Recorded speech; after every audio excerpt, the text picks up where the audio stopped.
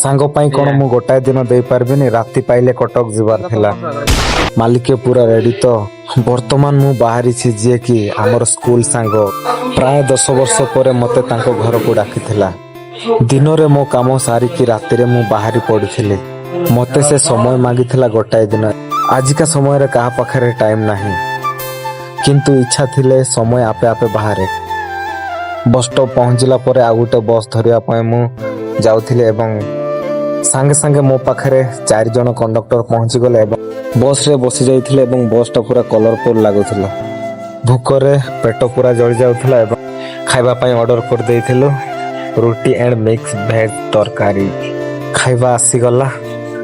ମଉସା ଉପରେ ନଜର ପଡ଼ିଗଲା। ଯେଉଁ ସମୟରେ ସେ ରେଷ୍ଟ ନେବା କଥା ସେ ସମୟରେ ଖଟୁଛନ୍ତି। କ'ଣ କରିବା ଆଜ୍ଞା, ପେଟ ପାଇଁ ନାଟ।